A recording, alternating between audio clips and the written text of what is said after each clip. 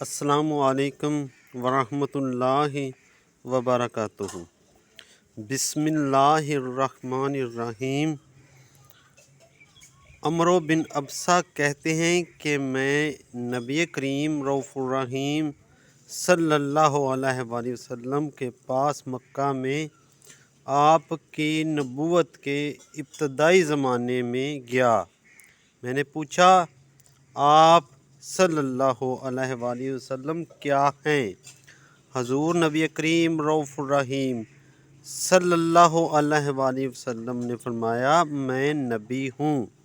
میں نے کہا نبی کیا ہوتا ہے؟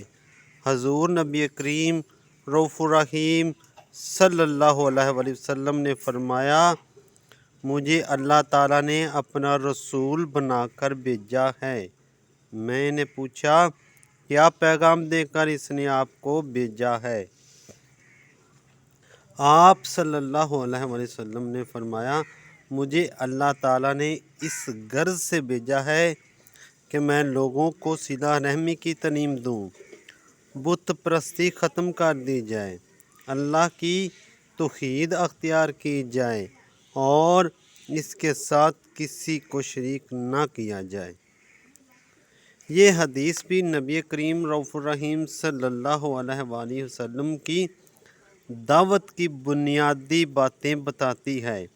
آپ صلی اللہ علیہ وآلہ وسلم نے اپنی دعوت کو مختصر لفظوں میں سمیٹ کر بیان فرما دیا کہ میری دعوت یہ ہے کہ اللہ رب العزت اور بندوں کے تعلق کو صحیح بنیادوں پر قائم کیا جائے۔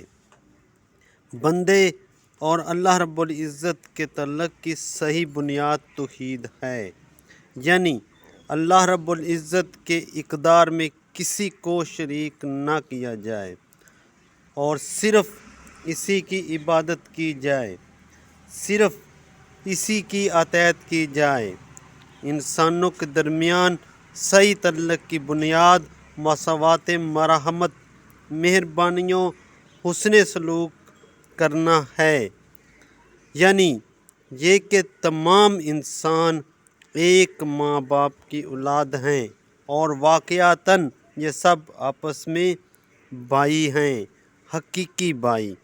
پس انہیں ایک دوسرے کا ہمدرد و غمخوار ہونا چاہیے، بے سہارا اور لاچار بھائیوں کی مدد کرنی چاہیے۔ کسی پر ظلم ہو رہا ہو تو سب کو ظالم کے خلاف اٹھ کھڑے ہونا چاہیے۔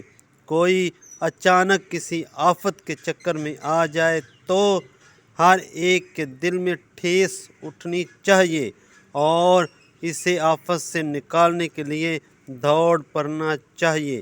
یہ دو بنیادیں ہیں انبیائی دعوت کی، ایک وحدت الہ یعنی توحید، دوسری وحدت بنی آدم یعنی رحمت عامہ۔ یہاں یہ بات نظر سے اوجھل نہ ہو کہ اصل چیز توحید ہے اور دوسری بنیاد توحید کا لازمی تقاضا ہے۔ جو اللہ رب العزت سے محبت کرے گا وہ اس کے بندوں سے بھی محبت کرے گا۔ کیونکہ اللہ رب العزت نے بندوں سے محبت کرنے کا حکم دیا ہے۔ اللہ پاک جو کچھ پڑھا اور سنا ہے اس پر عمل کرنے کی توفیق عطا فرمائے۔ وما علینا الا البلاغ المبین۔